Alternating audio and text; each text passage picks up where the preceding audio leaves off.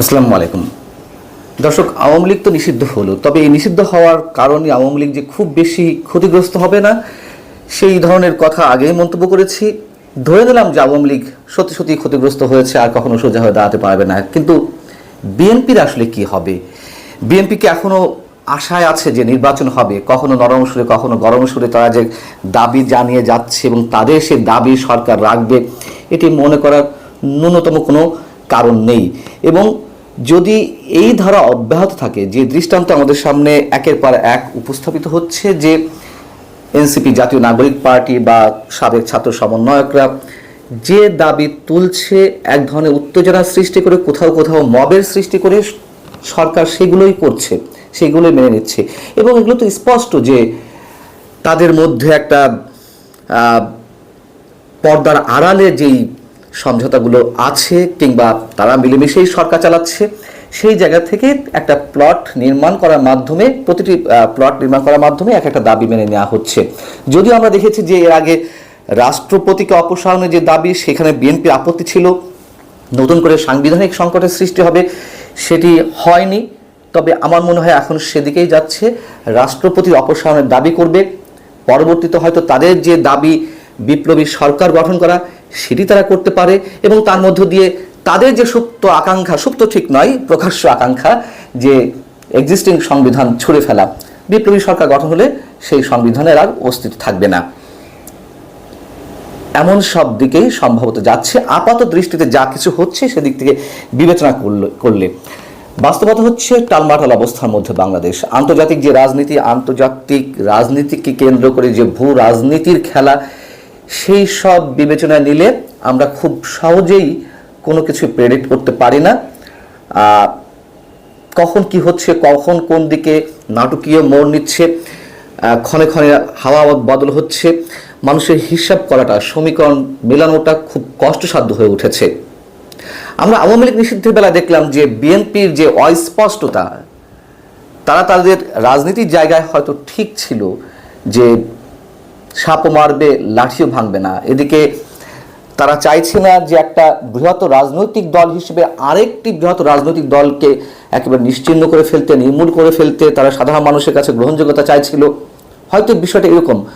এবং অন্যদিকে এই যে ছাত্র সমন্বয়করা কিংবা এনসিপি বা তরুণ যুবকদের যে দল, তারা তাদেরকে খেপাতে চাইছিল না।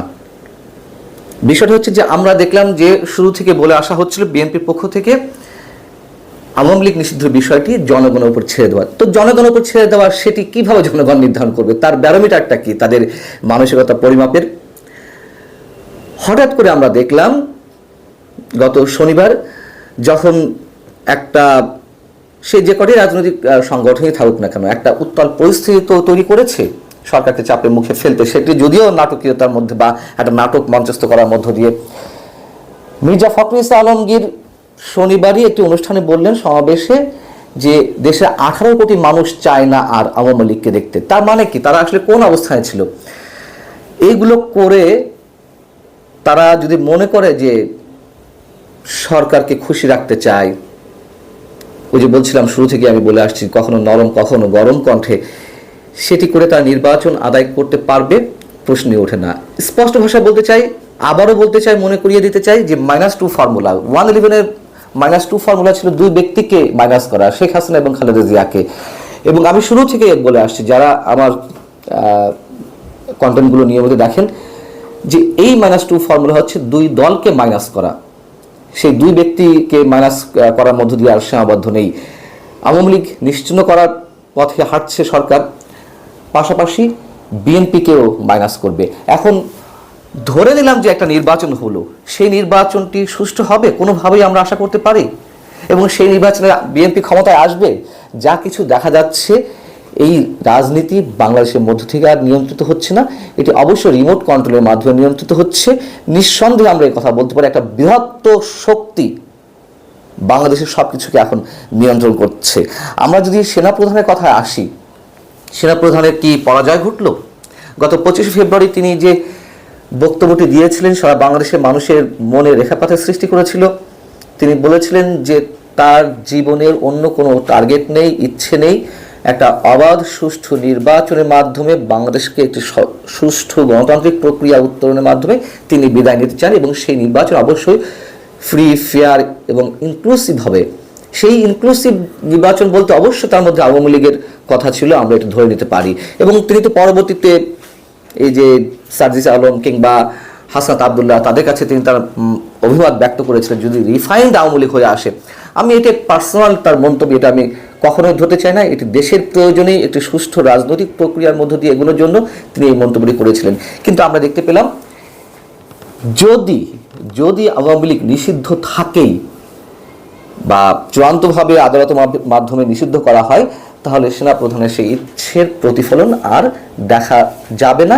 এবং আপাতত পর্যন্ত আমরা ধরে নিতে পারি যে সেনাপ্রধানকে এক ধরনের চ্যালেঞ্জের মুখেই সম্ভবত ফেলা হয়েছে, সেটি জাতীয় নাগরিক পার্টি, এনসিপি কিংবা জামায়াতে ইসলামী অথবা বিদেশি সেই শক্তি, এটি হতেই পারে।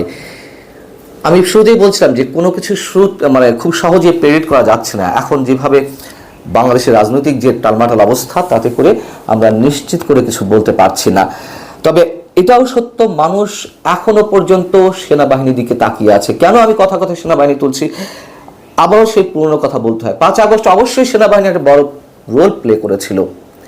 সেই জায়গাটিতে যদি সেনাপ্রধান না থাকতেন, তাহলে বাংলাদেশ আরো ভয়ঙ্কর বিপর্যয়ের মধ্যে যেত।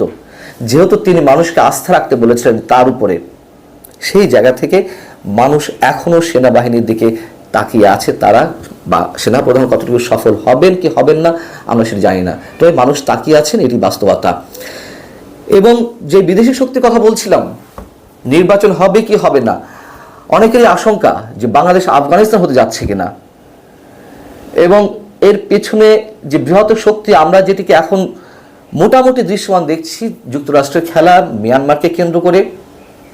যদি সত্যি রাখাইনের উদ্দেশ্যে বাংলাদেশের কথিত মানবিক করিডোর দেয়া হয়, সেক্ষেত্রে আন্তর্জাতিক যে খেলা শুরু হবে, সেক্ষেত্রে বাংলাদেশ তো ওয়ারফিল্ড বা ব্যাটেল ফিল্ড যেভাবে বলি না কেন, সেই জায়গাটিতে যাবে। এটুকু আমরা স্পষ্ট করে বলতে পারি। যারা খেলছেন এই খেলাগুলো, আমার স্পষ্ট ধারণা শেষ মুহূর্ত পর্যন্ত তারা সফল হবে না। এখন সেই শেষ মুহূর্তের মাঝখানের সময়টা কতখানি, আমি সেটিও স্পষ্ট করে বলতে পারছি না। তবে মাঝখানে যে সময়টুকু, শুধু সেটুকুই জানি যে সেখানে কি ঘটবে, ব্লাডশেড ঘটবে, অনেক রক্তপাতের ঘটনা ঘটবে, অনেক মানুষের প্রাণহানি হবে। কিন্তু এটুকু নির্দ্বিধায় বলতে পারি, এই মেয়াদটি, মাঝখানের মেয়াদটি যাই হোক না কেন, 1 বছর, 2 বছর, 25 বছর, 30 বছর, আমার কথা শুনতে হয়তো খারাপ লাগতে পারে, কিন্তু শেষ মুহূর্ত পর্যন্ত সেই শক্তি টিকবে না, এটুকুই অন্তত আমার দৃঢ় বিশ্বাস।